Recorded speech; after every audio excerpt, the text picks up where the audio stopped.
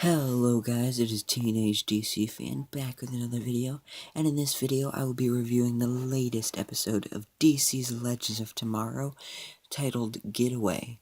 So, we start off this episode seeing that Mona is like hanging out with the Legends since she's wanted by the Time Bureau, and the Legends technically are now too because they're working with her, and so then there's a time anomaly, I think that's what it's called, where Richard Nixon ends up like telling the truth and explaining all the crimes he's committed at a speech he does in Disneyland or something. So it that didn't happen because in real life, in that speech, he lied about the whole thing, and so they need to make sure that he lies so that they can preserve history, I guess.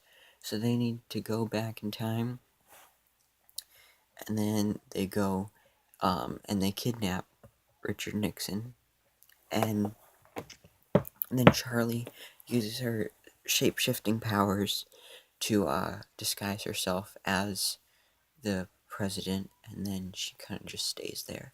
And we don't see too much of her in the episode. So then they kidnap Nixon, and then they have to use an RV as their getaway vehicle because I mean, why not? It's just sitting there. So then it's kind of to spend most of this episode on that RV. It's kind of like one of those family road trips. So that's kind of cool because they basically are family at this point.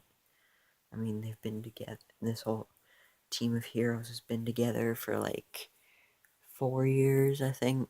Yeah, 4. Um, yeah. So anyway, they get take him on the RV, and then they find out that he has some kind of bug that went inside his mouth, and it makes him tell the truth. So so that bug, anybody's mouth that it goes into, that person will start telling the truth about everything. Um, so that's why he wasn't lying at that speech. And so then they get the thing out, and then they like wipe his no, they don't wipe his memory. They like tranquilize him or something. So then he's like passed out, and then they throw him in the closet. Then they make Mona watch the bug because she was watching the creatures when she was working at the Time Bureau, so she should be good at it. Um, but then she drops the jar that they put the bug in because for some reason, well, actually not for some reason, because Mona is so stupid that she thought she had to make a hole in the top so the thing could breathe. It's like, no, you stupid girl. I mean, it's just gonna get out. That's exactly what happened. So she dropped it and it had the hole in it, and then they got pulled over by the cops, and Ray had never been pulled over, ever. So he was kind of freaking out, but then he got it under control, and then the bug flew into his mouth, and then he started telling the truth, and he was like, yeah, me and my friends here are a bunch of time travelers, and we kidnapped Nixon. Luckily, the officer doesn't believe him, and they're like, yeah, these people are high, drunk drivers. So then Hank and the Time Bureau people are alerted about that because um, they're looking for them, and they did something so that they would be alerted if anything was called in about that. And of course, it was the easiest way to find them. Like him saying that, that was like made it super easy. Um, so then, yeah, I guess I'll go on to talk about Hank, Nate, and Zari. So Ava's taken a leave of absence because of what happened with her and Sarah. So then, um, Hank takes over as director until she gets back, and he's like evil. Well, he's not really evil, but he's working with Neron, the evil dude that was that had sex with Constantine, which kind of grossed me out, but whatever. So then Nate has to pretend that he's working with his father, even though he's actually just pretending, and he's trying to help the legends, um, as well as Zari, because obviously she is a legend, and like she didn't really stop working as a legend. Um, so she goes off to help the legends, but doesn't actually like meet up with them. She does stuff later on that I'll get to. Um, so Nate and Hank, like they have some good interactions in this episode, even though like some good actual real interactions, like father son bonding and stuff. Um, so that's nice. And then things go sideways and they don't work out. Um, so yeah. Now we'll get back to the legends, and basically, uh, they drive away when the cops trying to arrest them, and so then they finally get away from the cops and everyone, and then the truth bug flies in Sarah's mouth, and she basically rants about Mona. So then Mona's upset, but I don't get it because it's all true, and I mean it's like literally everything that's gone wrong is Mona's fault, and I hate Mona. Like, if she was an actual character from the comics, then maybe I'd like her. But she's just a random filler character. It's not needed at all. All she does is mess things up. Kind of like Nora on The Flash. Like, at least she's an actual character from the comics. And she has a reason for being there. But Mona, she has no reason for being there. They could have done this stuff without her. So, yeah, she's completely pointless. And I hate her. Um, yeah, so she gets mad. She takes the bike off the RV, starts biking away, and then Constantine and Sarah have to go after her, and then the rest of the legends, Ray and Mick, they keep driving, trying to stay away from the police, and then back to Hank and Nate. They go to get some ice cream. Um, And then Nate starts a conversation with him, trying to find out what his dog's name was when he was a child. And that's because at the same time, Gary and Damien Dark's daughter, I forgot her name, um, they are trying to like get evidence that of what Hank has been doing. So, and they needed the password.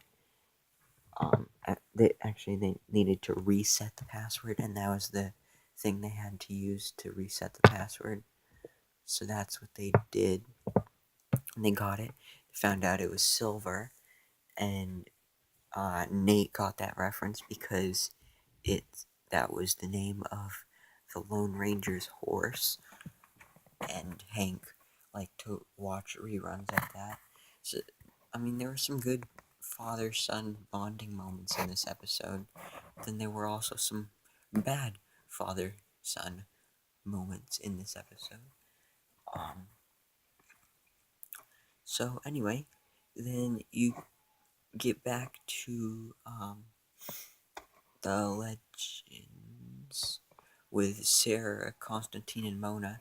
So Mona stops at like a diner or something, and then some Time Bureau officers walk in, get some food, and then they don't notice that Mona's there because she puts her hood on, and then she starts the Time Bureau people start talking about something, and then they say something about the Kopay, the werewolf that Mona was in love with, and they called him like that mangy mutt or something like that.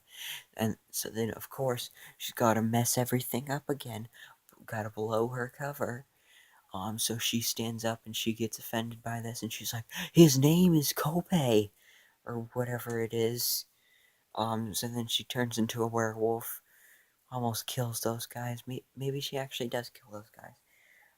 But then Constantine and Sarah show up, and then they have to end up fighting Mona until Sarah ends up telling a bunch of complete lies to make Mona think that Sarah is actually sorry and that it's not her fault, even though everything's Mona's fault because she's so stupid. Um, yeah.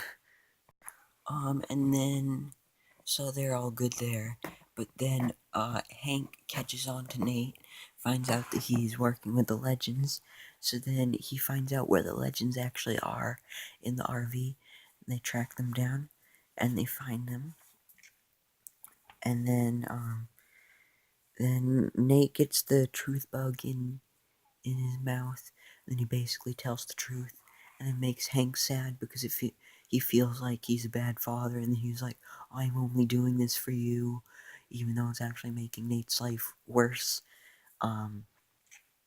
So yeah. So then he says, Hank decides to say, um, "From now on, we are officially partners, and I won't do anything without talking to you first, just so you can be aware of everything that's going on, so that I don't do anything that you don't want me to. So everything's good. The day's saved. That's what you think." So then you go back to the Time Bureau, and Hank is talking to Neuron because now that he's working with his son now, and like actually working with him, he doesn't want to work with Neuron anymore, and he's like, I have a new partner. I'm working with my son. I just can't help you anymore. Um, so then obviously he gets mad. So then he kills him. But then through this whole thing, Damien Dark's daughter, is it Nora Dark? I don't know. I feel like it's Nora Dark. Um, Let me know in the comments if I'm wrong about that. But for the remainder of this video, I'm just gonna call her Nora.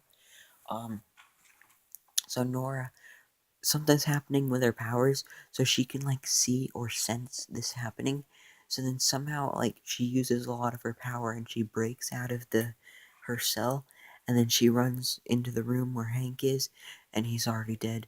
But then as like a few seconds after she walks in there, Hank walks in, and then a bunch of Time Bureau agents. So now everybody's gonna think that she did it, even though she didn't. She was just trying to help. So that's just fantastic.